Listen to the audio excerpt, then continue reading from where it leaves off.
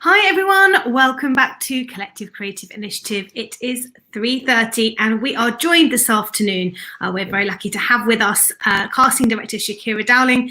She has worked extensively in her career in television, film, commercials, music videos, and she is here to share all of her amazing knowledge with us this afternoon. I'm going to introduce her now. Hi Shakyra, how are you doing? Hello, good. How are you? Good, thank you so much for joining us this afternoon. Thank you for asking me, actually. It's a pleasure. Amazing. So we're just going to have a little chat about your career, about how you got into casting, talk a little bit about your casting process in the industry. Guys, if you want to ask questions, you know the score by now. You do need to be subscribed to our YouTube channel. We welcome any comments or questions as we go. There is a slight 10 to 15 second delay. So just know that if you ask a question, give us a beep before we pick it up, but feel free to ask any questions you would like along the way. So Shakyra, just tell us a little bit about you, about your background, how long you've been going. Quite a long time now. So I started in the industry maybe 30 years ago. I went to drama school and did quite a lot of touring as an actor, not singer or dancer, but just pure actor. And then I started my own production company and was developing new writers, taking things to Edinburgh and to lovely venues in London who were very supportive at the time of new work. And then I went on to work for a big West End production company and started casting there, really. It was just as an assistant. There wasn't really a casting director. It was kind of like, there's a load of CVs, and you just kind of sort through them and see who's right for this show. It wasn't actually a job called casting director, but, you know, me and another girl who were practically runners ran their castings together. And then kind of, because I'd been casting my own shows, of course, so I knew how to do it. Then I had a couple of babies and came back in the industry, and someone asked me to cast their short film, just a friend. And within 3 months, I was casting a feature, and it's been, you know, upward from there, really. So purely casting for just over 15 years, I'd say. Amazing.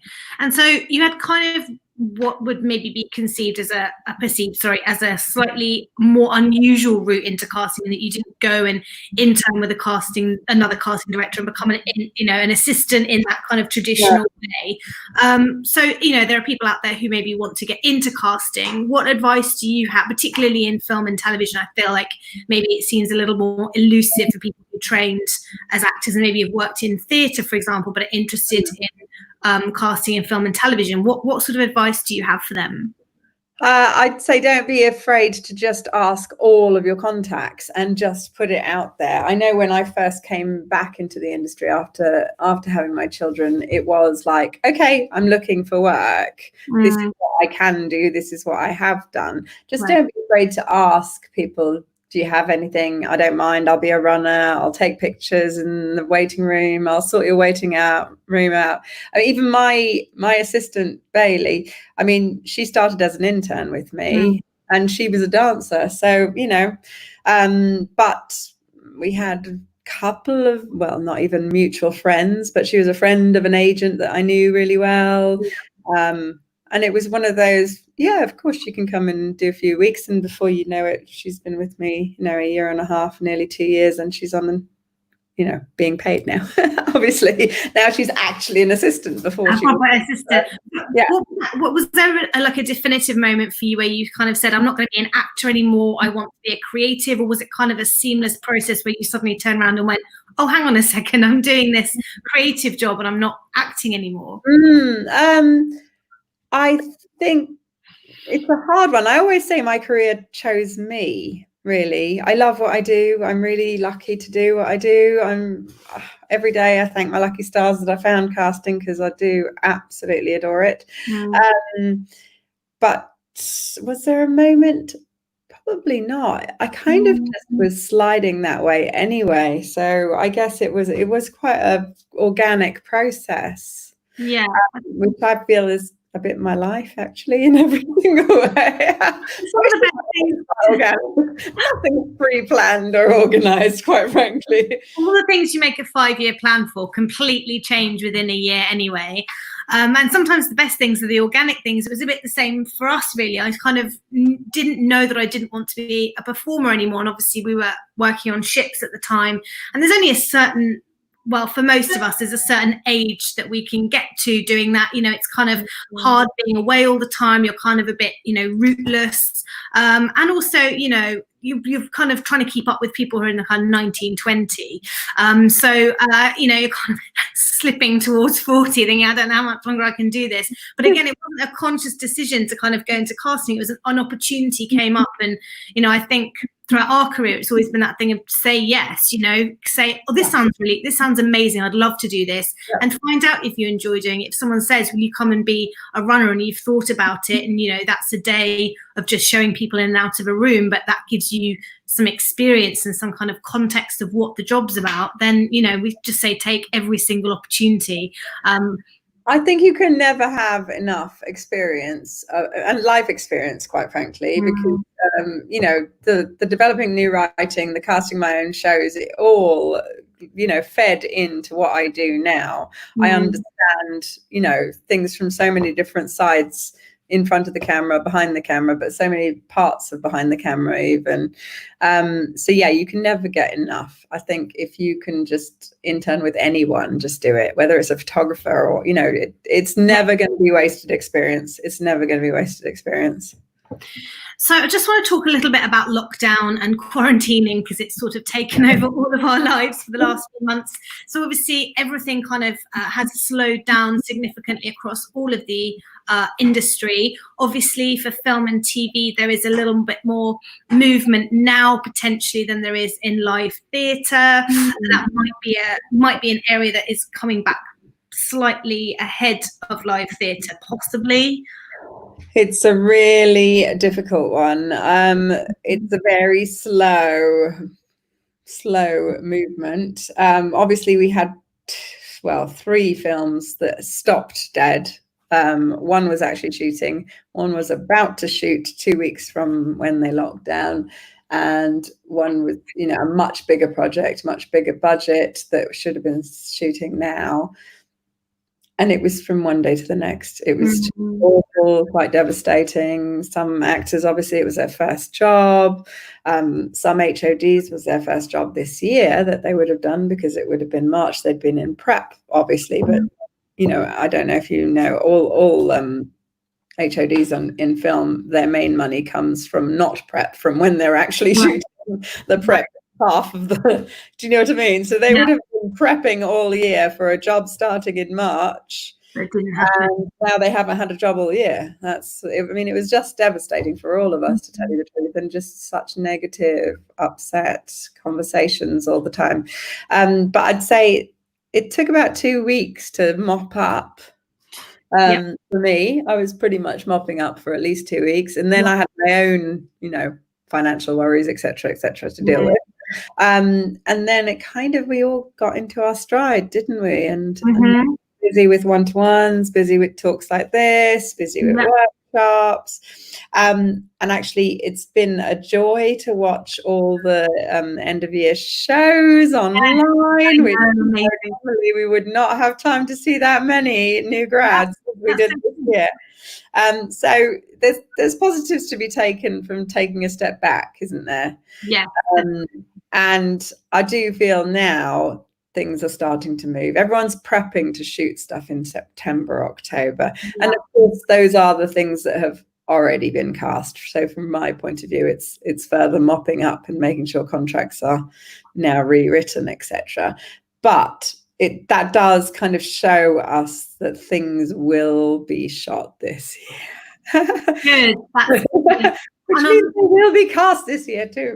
And on top of that, obviously, we've got the very positive news yesterday from the Treasurer, saying that there's going to be a £1.57 billion kind of lifeline thrown to the arts, which, you know, hopefully a lot of people will benefit from, which is very positive. I also just want to briefly mention Sam Mendes and Netflix have teamed up to put together a $500,000. Well, actually, Netflix have donated £500,000 pounds for a fund for freelancers in the industry who maybe fell through the cracks and have not been able to access any financial help during this period. So I believe that launches soon, but we're going to be adding links onto our website and also onto our social media, so you guys can have a look at that. I don't want to talk too much in depth about it, but it does feel like a day that we need to talk about some of the positives, because it has been a few months of they're not feeling like there's a lot of kind of... I do think it does feel like we've turned a corner. I think last week I spoke to 3 casting directors and we were all sort of going, actually,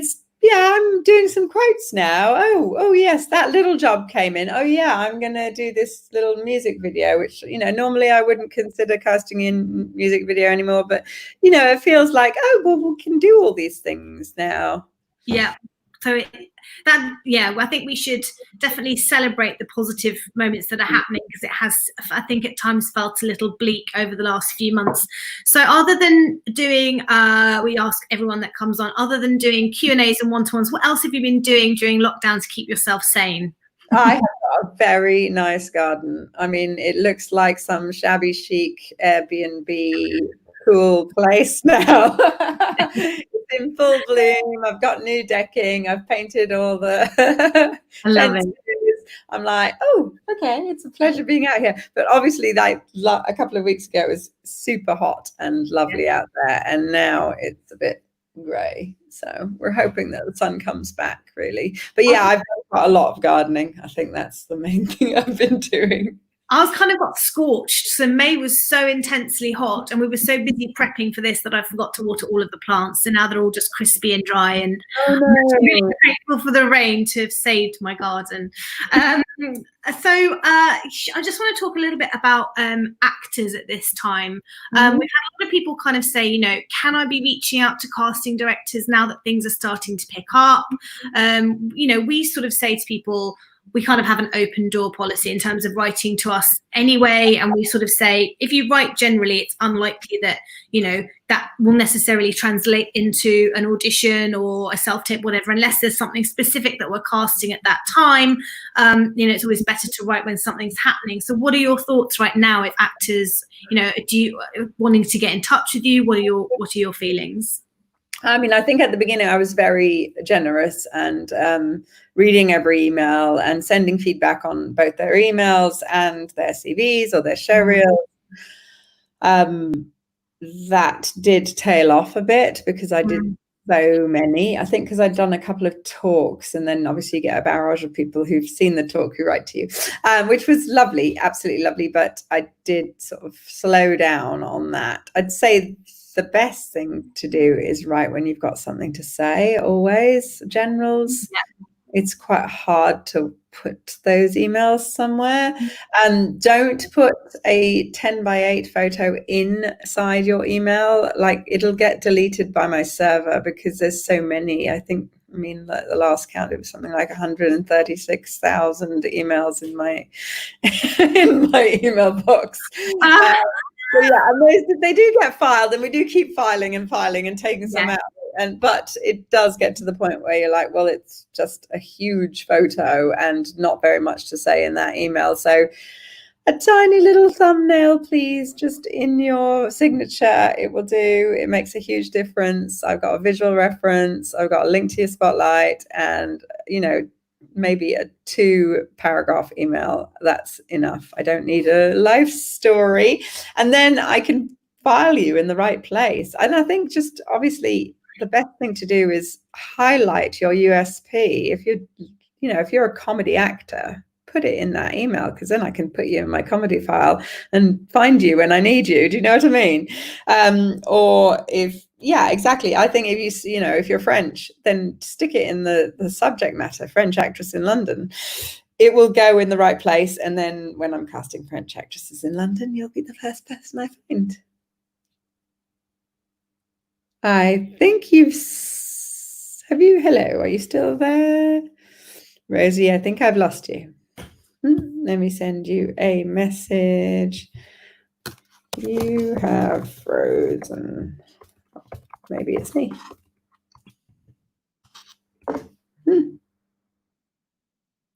see if that's you. Hello. So apparently I'm on show on my own.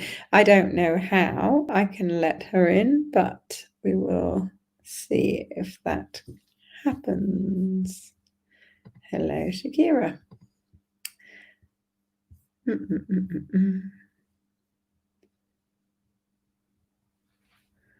Okay, I'm not quite sure. I think I'm still recording, but I don't know their system. So anybody else or any thoughts I've had about people writing to me? Yeah, sending show reels is great if it's new or if you've had new photos done. Again, links to photos rather than sending them in the email. I'd say always be wary of how much you're sending at the same time. Ooh, hello. Sorry, my Wi-Fi cut out and I've had to jump onto a hub. I'm so sorry. I was on earth I'd gone to. Hello, I'm back. Sorry to leave. I've been talking to myself there. There's people watching. Mark said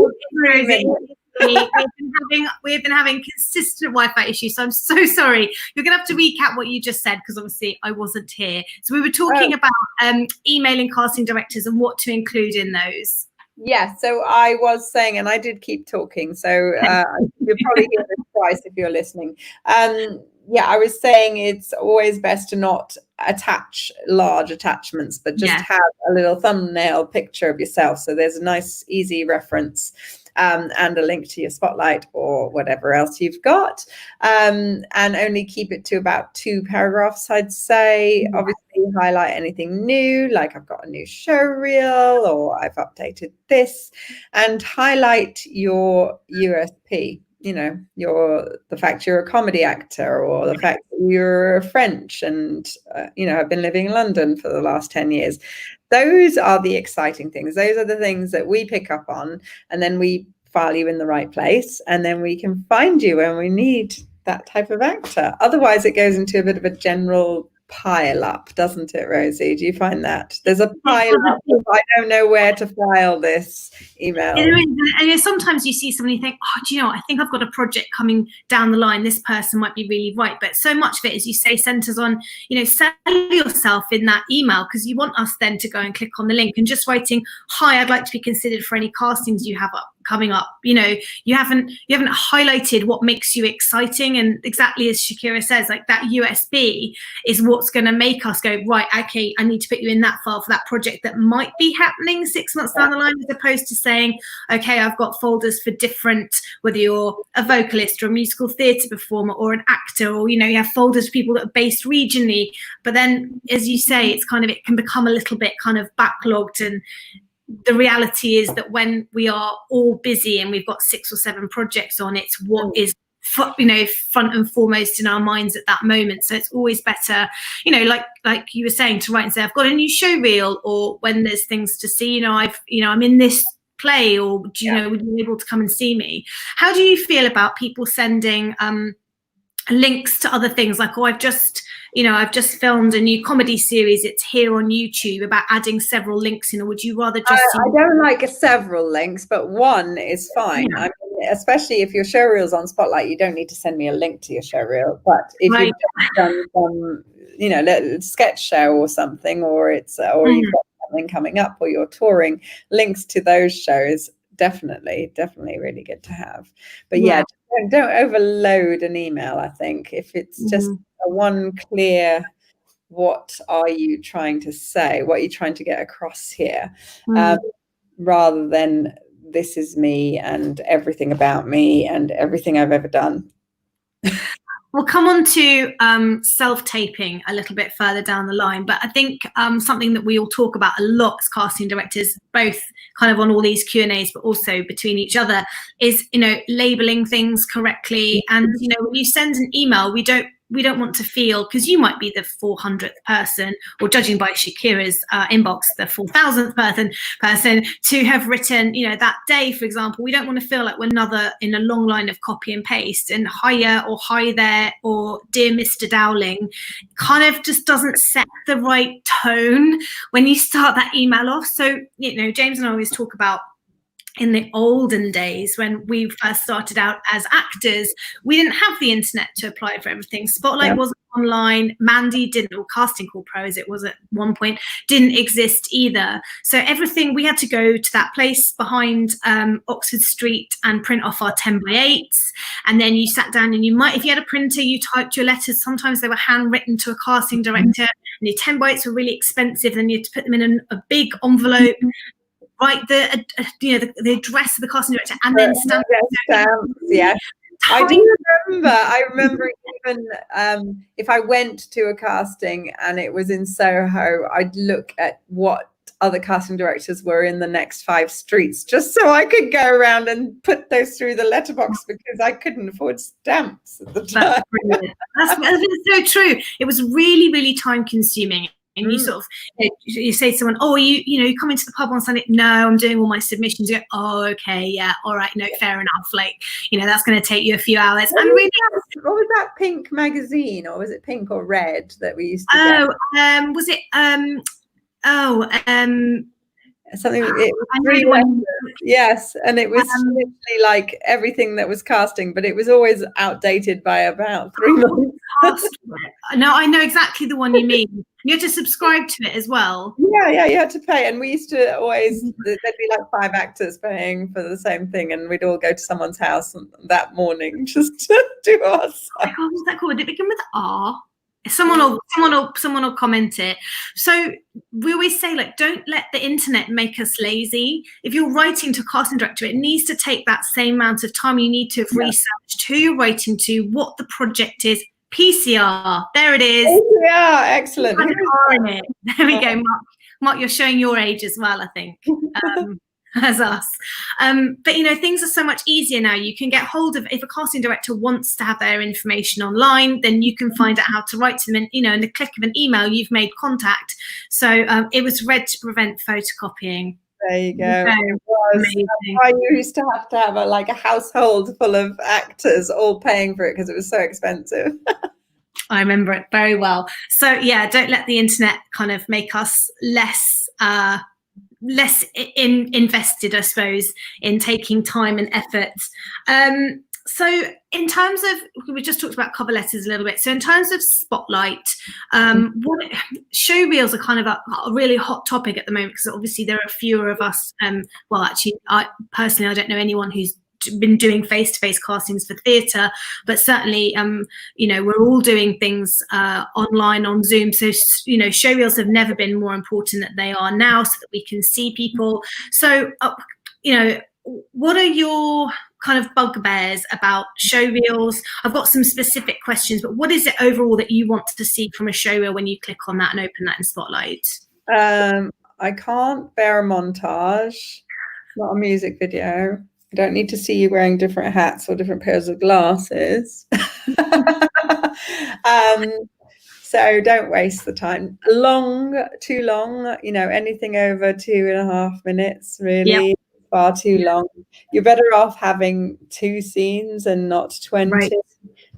2 scenes where I can see some sort of character progression that are really you in terms of casting type as well. Yeah, don't be afraid to sort of typecast yourself with that show reel. If you're always going up for young mothers and girls next door and secretaries or whatever, if that's what you get cast as, well, don't try and reinvent the wheel, because that's likely to be what I'm looking at you for as well. And therefore I open your show reel and it's like, oh yeah, she does those nice nurse roles or those nice, friend roles. Absolutely. Yeah, tick, bring her in.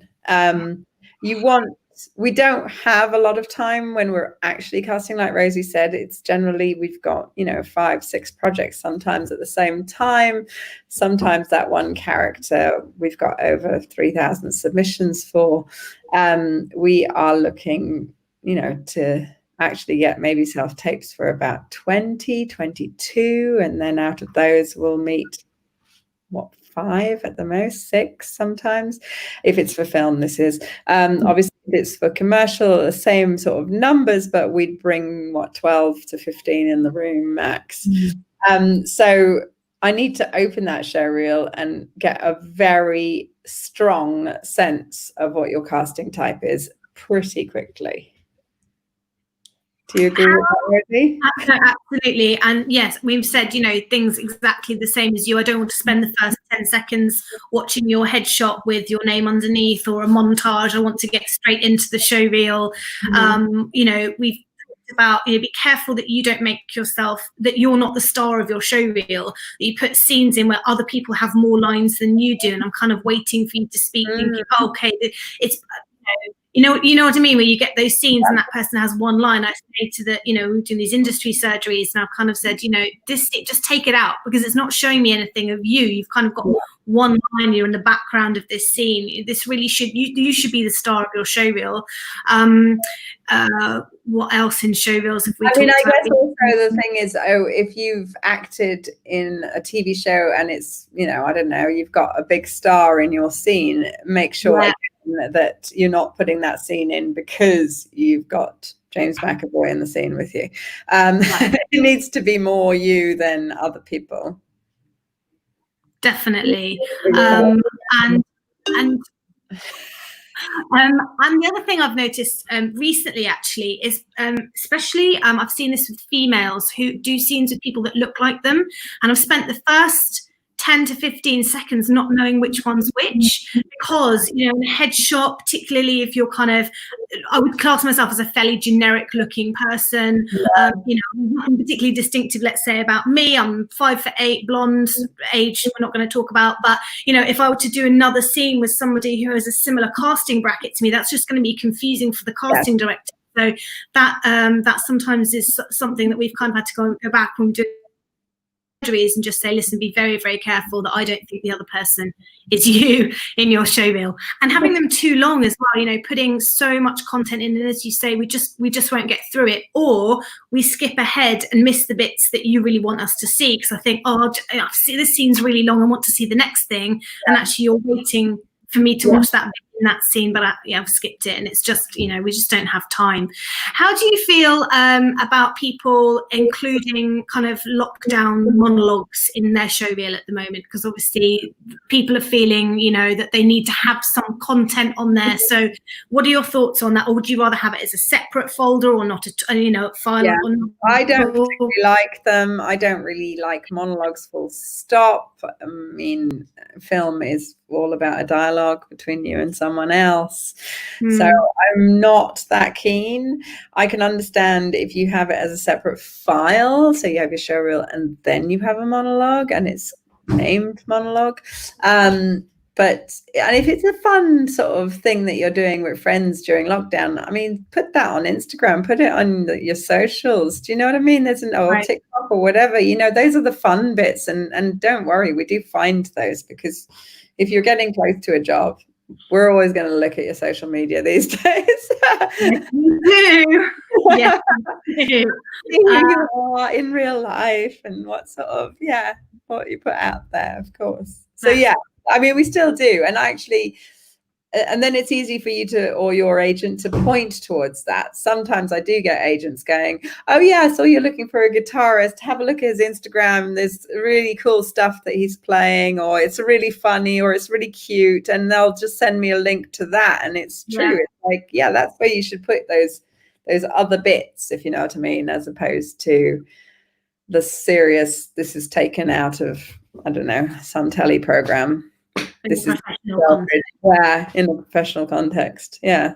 You heard it here, guys. Get your guitars out and get them on Instagram, because Shakira's watching.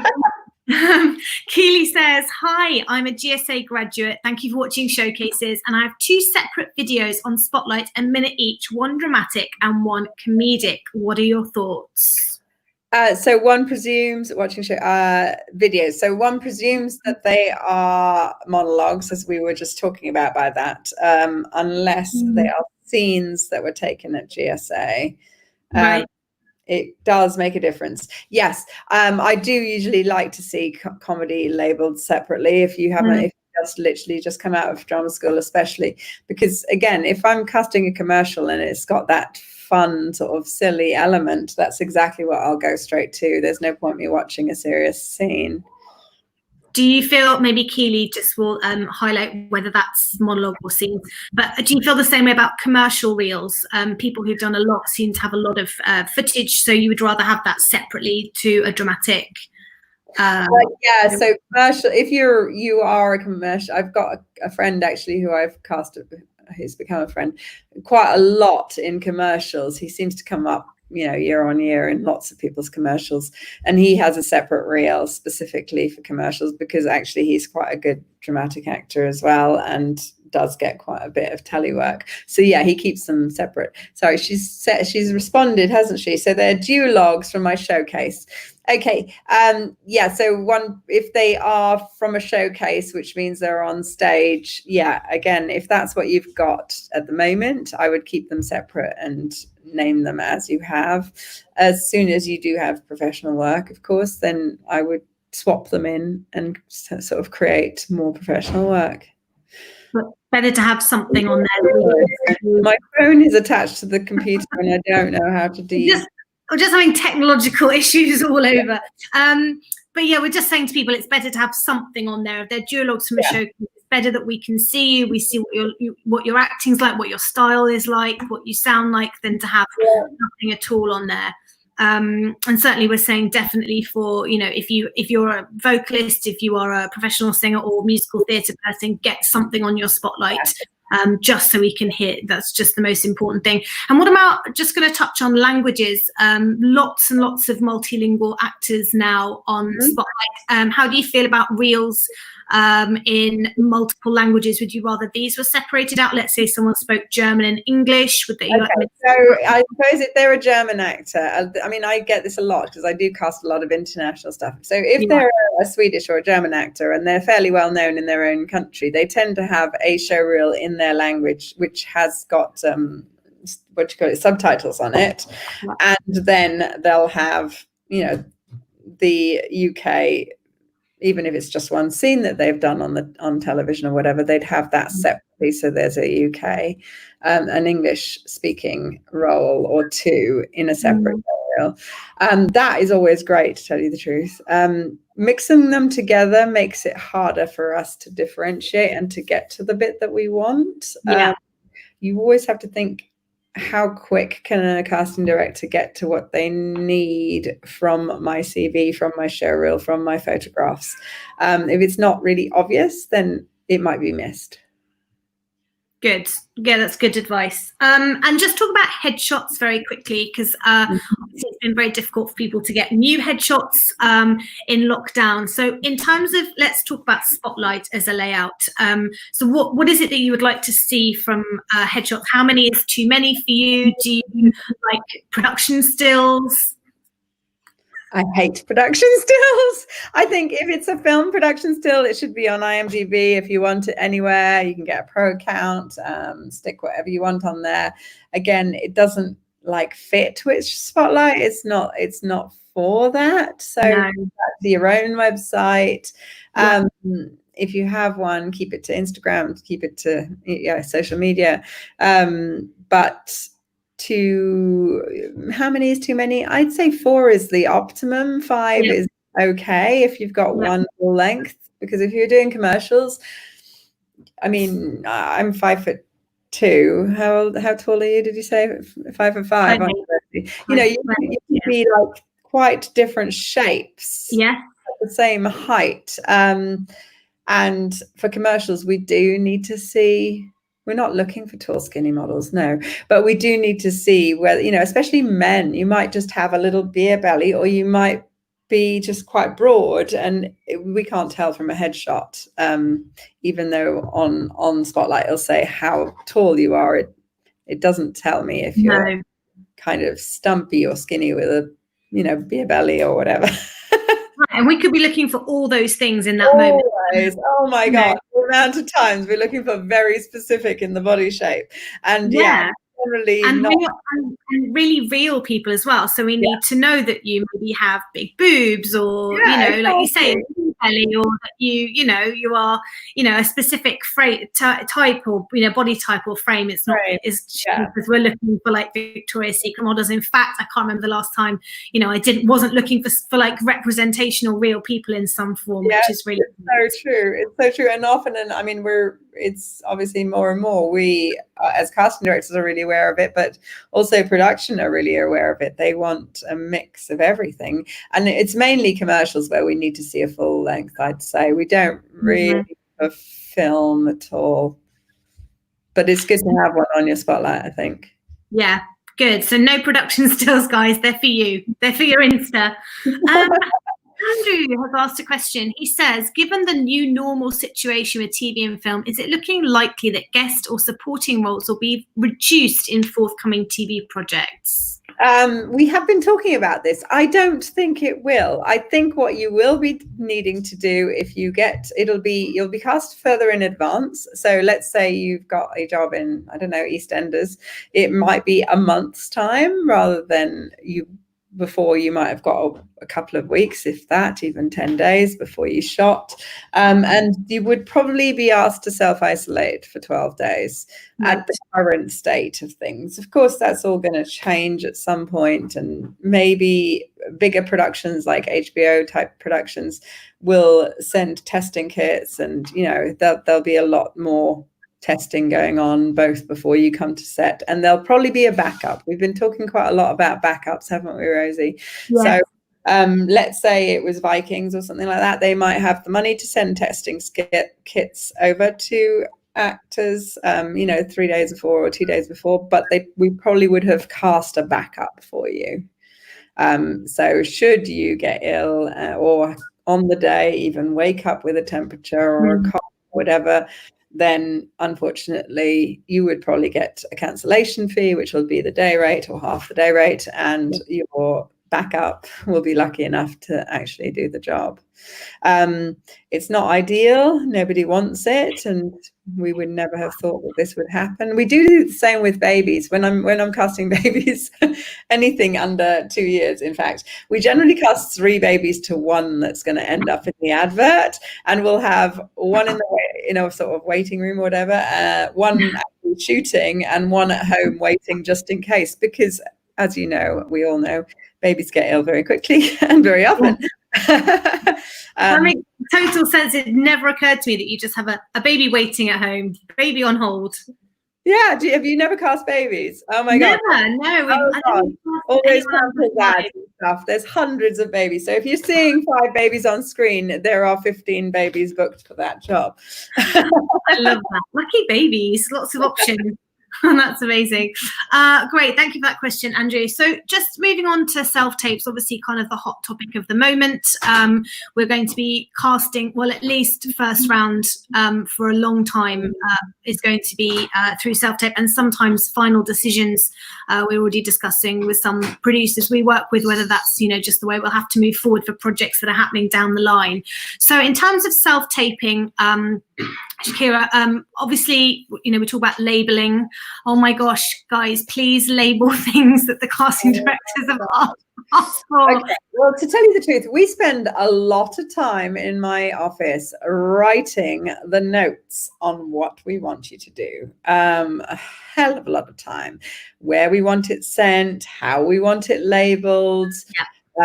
The deadline for when it should be, whether it's an accent, whether we want your hair up or down, or we want you to wear something specific. It is, quite frankly, shocking, absolutely shocking, how many people do not read. I think they take for granted that they've done a self-tape, perhaps. They think, oh, well, or they get tied up in, I've got to learn the lines and get this done. Yeah. Those instructions are so key, not just to you getting the job, but to you actually being considered, because sometimes you miss the deadline and that's it. It's a pretty hard deadline. Sometimes it's not. And sometimes we often, do have the extra time, but sometimes we don't. We really don't. m12345.mov from an email address that doesn't even have your name in it. It's like, is this? And especially if I'd sent the self-tape request to your agent. So really, how do I know it's Keely Graham when her email address is kg123@gmail? And I've asked for it via her agent, and she's sending it directly to the wrong email address, unlabeled. So those, unfortunately, we download them, and if within seconds there isn't a it's Keely and I'm for this role, we have to just dump them, unless, it's really hard. It's very harsh sometimes, but sometimes you just don't have the time to become an investigator. And quite frankly, I'm not being paid to be an investigator. I'm paid to cast. So yeah, sometimes I do have assistants literally emailing back going, who is this? What's it for? And it might seem like, as an actor, you might go, oh, that's not a very nice email. But that's as much as they had time to write, because we had to upload all the others. Down to even things like, we don't like WeTransfer because we work with so much with international clients where they just want to be sent a link to view everything, or we specifically ask for Dropbox because that's the way a team want to share them. So if people then send everything in WeTransfer, we have to then go back and ask for it to be sent in a different format. That being said, speaking to Andrea Clark the other day, she was like, I only use WeTransfer. So you can't make that assumption on how that system works. I only use WeTransfer, but I don't get it. Generally, if we have a bit of time, it doesn't come to me. It goes to a service that upload it for me, because it's cheaper for me to do that than to pay two assistants to upload it. Right. So you have to actually each job is so different. Each production team is so different with the way they work, whether they use Castit or whether they use casting networks, or whether they use, there are so many platforms, or they want it on the studio platform. But yeah, just read the instructions. You don't get instructions through and someone just forwards you, oh, hi, will you just do this self-tape for Pearson Casting or Shakyra Dowling? And it just says on there, there's just sides on there and there's no instructions. Go back and ask your agent, because it may be that they've missed them. There will always, I'm going to say this, there are 99.9% of the time there'll be instructions on how to label it, the format to send it back in, whether you should have someone else read in with you, etc., etc. So if you don't get all those instructions, ask your agent if you get them from an agent, or check the email again, because you've probably been sent them. Ed has said, on that note, when doing a self-tape, do you prefer an introduction before the scene, name, agent, etc., or are you happy with it being labeled properly? It's a good question. Okay, so if it's a commercial, you'll have to, again, you'll be asked in those instructions to do the usual, my name, my agent, my profiles, my full length, my hands. That is never going to change. All commercials need to see that. So yes, you would start with that if you were doing a commercial. If it's a film, no, it really doesn't need an introduction. Some people put a holding card with their name, agent, and the role and the production, but again, it's quite simple to do if you're using the right software, and there are hundreds of free softwares out there. But if you're not technically able to do that, that's fine. It really doesn't matter, as long as the file is properly labeled. Yep, great. I don't have anything to add to that. Perfect. Just talking a little bit about the audition process for you. So you're saying, you would say that, if you were casting a feature film, you might be bringing in how many, sort of 5-6 people. Is that what you were saying for a role? First round, we tend to, depending on how difficult the role is, of course. So the harder the role, the more self-tapes we get in. So let's say we're looking for a 14-year-old lead actress who's Southeast Asian, and she has to carry the whole film. It's her story, a coming-of-age story, for example. Then, of course, we're casting the net as wide as we can, because we're hoping, well, we will be discovering someone and making their career, quite frankly. So we would see as many as we can, a couple of hundred self-tapes, and we would find people anywhere. Whereas if it's, 30-year-old female, 35-year-old female, I'd probably say we'd get maybe 25 self-tapes in for that. If that's really, if it's a bigger it's a bigger role in terms of the project, and they have some money for that role, and they want a sort of semi-name, then, you know, it really will be 2 or 3, even just for the self-tapes. There's no point, actually, because we know what they're looking for at that point. But then bringing them into the room, the last time I did this, I didn't have that many, maybe 4 even. Maybe even less for some roles, 3 or 4, because we've already seen your self-tape. So at that point, it's more about the chemistry and the vibe and meeting someone, and the director meeting you, and the director knowing that they can actually give you direction and you take direction. Right. So you've got such a high chance once you get in the room of getting that job. Always be aware. Once you're in the room, you're nearly there. It could be yours. It could be, and I think that's the great thing as well. A lot of people working in theatre are finding the self-tape process a little bit just unfamiliar. It's clunky. We're used to having that that connectivity in the room, showing your personality and having a chat. And so I think, it can really work to your advantage that once you get past that self-tape process, the team know that they like you. You've done that first audition. This could be yours. So in terms of bringing such a small number physically into the room, because I know we'll get asked this in a minute, so what for you are the deciding factors of, out of those 4 people, who is going to book that job? In my mind, they're all right, absolutely right for the job. I wouldn't waste my time, the director's time. I wouldn't waste casting suite time, which costs money, if I didn't truly believe they are actually right for the job. What happens in the room is you just feel that the chemistry is right. And it's just, even I see it, the director and the person, you can see they just talk the same, visual and creative language almost, even if it's an unsaid thing. Or sometimes people get really badly nervous and just don't bring what they brought to the self-tape into the room.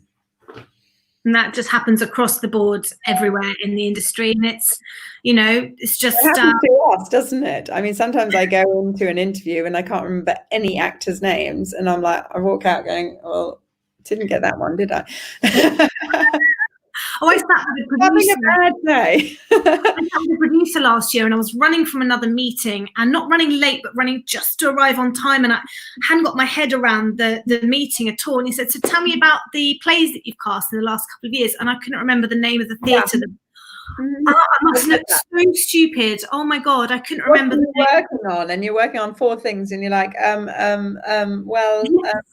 you think, oh, God, I really did not prep for this enough. Or so yeah, your mind wasn't in that moment, or we're all in the same boat. Katie says, hi, given that self-tapes are going to be a replacement for first round auditions, do you think we might progress to getting more notes or ideas from the directors at this early stage? That is a good question. If it's lead roles, we send out a full character brief, director's vision, the whole works. Obviously, for more day player roles, you're going to get less. You're going to get Adrian, estate agent, in a bit of a rush. That will be a little bit bothered today. It'll be like 3 lines. So the good thing about day players is that you can bring what you like to them. You can make your own backstory.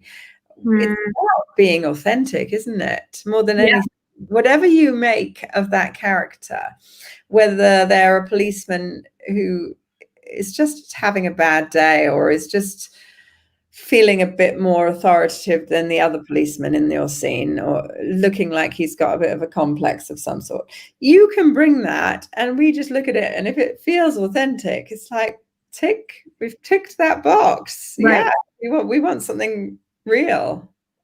I think in general, if you're sent, like for a play, for example, if you're sent material from that play to self-tape, there generally would be direction in there, quite clear kind of directions from the team. If it's a very first round for something, and let's say it's an established musical, there is a sort of an understanding that you have also done your research on style of what you're coming in for, and that you understand the show, and therefore you would pick material that would sit in that kind of bracket, and that you would show that you are the right vocal type, or whatever it is, you sit within that casting bracket. So I think generally, if there were material for the show, or it was something completely unknown, like a new play, that there would be some direction given. So I think it's probably a case by case. Right, and actually similarly with film, if you look up the director's work, directors generally have a style, and you'll understand the genre of the piece in a way. And if you can see what type of person they go for. People do have a lot of taste, don't they, that they put into their casting. Yeah, definitely. Yes, taste, definitely. Just want to talk about what elements of the industry would you like to see change? Because this is potentially a time for things that have gone before to not necessarily now be the norm, because we're in kind of a process, almost like a kind of, I suppose, renaissance. James used that word the other day, in terms of the industry. Now we have the opportunity to take a moment and to think about how we want the industry to look. So what would you love to see change? Personally, I would like to see more unrepresented groups coming into the industry, both in front of the camera and behind the camera, on stage and backstage. I think we are missing a trick in terms of stories that are there to be told, that are interesting, and I'm talking about class as well as race, to tell you the truth. I just don't think there's enough effort being made to make people realize that there is careers out there, and actually media and film and television, it's a huge part of our society, and yet we're missing so many people even knowing that those opportunities are there. I think I agree. I 100% agree with you. And I think I hope there are already steps being taken to be more inclusive, to be more representational, and just more aware. I think the conversation. I think even more than that, to tell you the truth, because I think I've been always aware. I've always been very, very diverse in my casting. Yeah. I've always made an effort to seek out people, from underrepresented groups. But I think there needs to be an active rather than just be awareness. Do you know what I mean? I think we need to actually, like you said, we've got time to reflect. We've got time to actually look at stuff more than we know.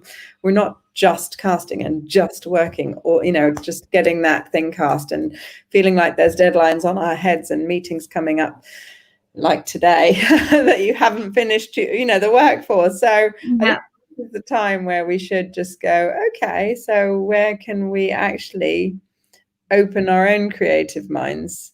Yeah. And actively make change and affect that elsewhere in the industry. I do think sometimes unfairly this falls on the shoulders of casting directors who are working incredibly hard to be inclusive. It's not, the casting directors don't make the decision on who gets cast. We don't get given the briefs, although we've been incredibly lucky, as I've said before, to be given incredibly inclusive briefs, and people who've wanted real, and we've talked about representation in body type, in terms of class representation, race, and everything. We've been we've been exceptionally lucky with that, but I think the industry as a whole needs to shift, because I know a lot of casting directors are working incredibly hard and have been doing so to effect change, and to already be very focused on that inclusivity, but it can't all just fall, I don't think, on I think that's just it. It doesn't fall on our head, but we are just as accountable as anyone else in the industry. And if we don't, I could tell you 15 years ago, I got given a script which had 1 female and 37 males in it, and it wasn't a war movie. It wasn't anything that, it was set up north. It wasn't about any sort of subject matter where it would just be males. And I went through, and it was really strange. I sat down with the director, who was one of the writers on it and one of the creators of it, and I said, well, this role could be a woman, and this role could be a woman, and this role could be a woman. Right. He was like, you're right, that's fine, yep, change them, we'll just change the names. And it hadn't even occurred to anyone else at this point during financing. By the time it got to me, there's quite a big process for a film to get greenlit and to screen. Nobody had actually noticed. Not one person had brought up the fact that there were no females in this film. So I think that's what I mean about, we all have to be advocates for it, really, and make people realize that actually that this can be changed quite easily, and generally everyone's really responsive to it, aren't they? Everyone goes, right about that, I hadn't even thought about it.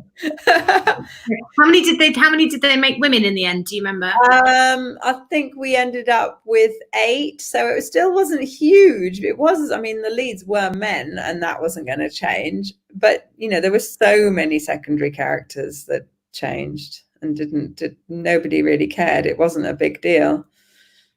That's incredible. Keely, is back saying, hello again. For 2020 grads without professional credits, I was wondering if there is a point in contacting CDs. Should we focus more on securing representation, for example? Thank you.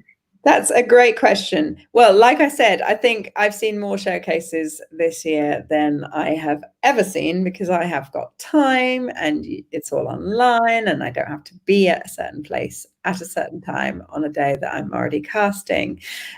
So I think you're in a good position. So as weirdly as that may feel, we are in a good position, having been seen by all of the casting directors. Probably more than you would have if you had your grad show. So I would say, yes, you need to get representation. That's the biggest step, the bigger picture, because as soon as things are moving, then you'll be put forward for those jobs. And I expect unrepresented actors will see less work going through, less breakdowns, to tell you the truth.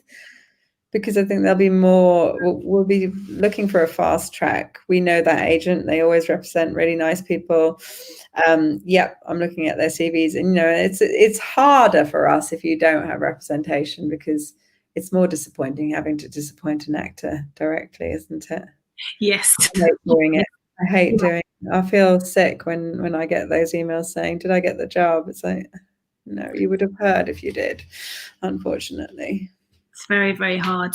Lauren, I don't know if you hear right at the beginning, she has a quick question saying, do you have any advice on becoming a casting director? I'm completely new to the industry. It's something I've always been interested in. So at the beginning, Shakira was just saying, intern, get experience where you can. I suppose, if you see casting directors are potentially looking for interns or assistants or runners, that's a really good way in as well to sort of, to gain the kind of, like casting suites, get internships or jobs with casting suites. Same with agents. All of that stuff is studios. All of that stuff is so essential. Just knowing different parts of the industry. Loads of people who are casting directors worked for an agent at some point, didn't they? Yeah. I mean, or even model agencies. So half of the CDA worked for model agencies or were bookers, or we all come from different parts of the industry, and it all feeds into what we do. Just very quickly, because you've mentioned the CDA and we're nearly out of time, just talk us a little bit about the Casting Directors Association.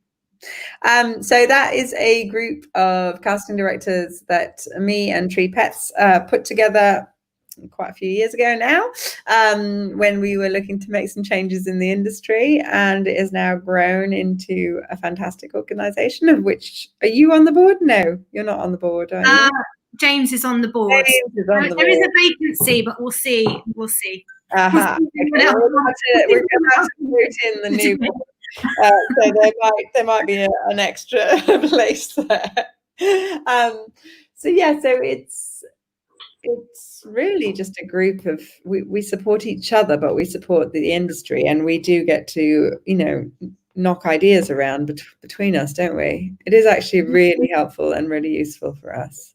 It's amazing just to be able to talk to people who, not everyone's working in the same field. Some people predominantly do commercials, some people mostly work in print or film or TV, but it's just or video games or motion capture, animation. There's so many different types of casting out there, and actually we all do it our own way, but it's just really nice to have people who do the same job, because we are small offices, aren't we? We're all small offices.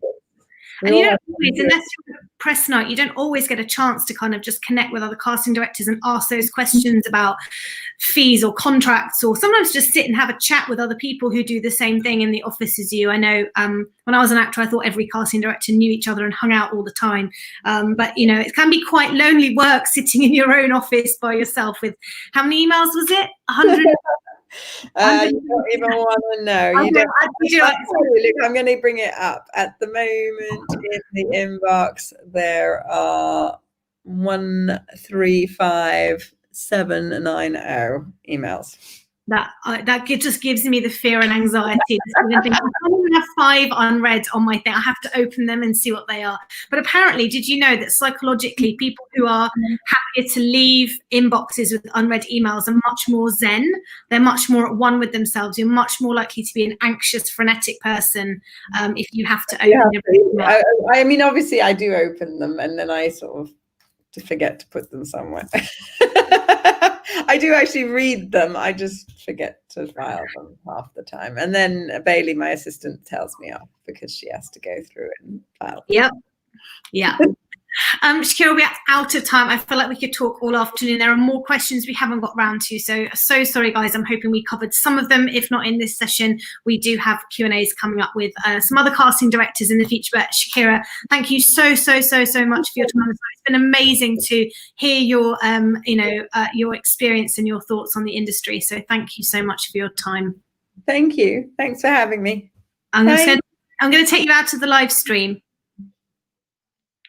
Guys, thank you so much. That hour went so quickly, my gosh. Thank you for getting involved and your questions as well. Just to remind you, we do have our monologue competition. The lovely Sian Reeves is back with us on the 15th of July, and she is going to be doing a live workshop with somebody on the CCI Live. So this is your opportunity to workshop with her around self-taping for comedy, for drama, and for soaps. All you need to do is record a 60-second monologue. It should be fresh and live, so not something you've done before. Upload it to Twitter, tag in CCI 2020, and also hashtag CCI 2020 monologue. That was a lot of hashtags. Thank you so much. Again, all the thank yous are coming in. Sheila, says, thank you so much. Shakira, I can see she's still in the studio. Thank you for all your advice. Session has been really helpful. Mark says, thank you. Keely says, thank you. She's got her fingers crossed. Louise Wilson says, thank you. Jenny has changed her name to Jenny. Yulia says, thank you so much. Very helpful. So thanks so much, guys, for tuning in. We are back at 5:15. The lovely Muriel Rosenkrantz is here. She is going to be doing a guided meditation, taking us nice and peacefully into our Monday evening. And then we are back tomorrow morning at 10 a.m. as usual. Have a lovely evening if you don't join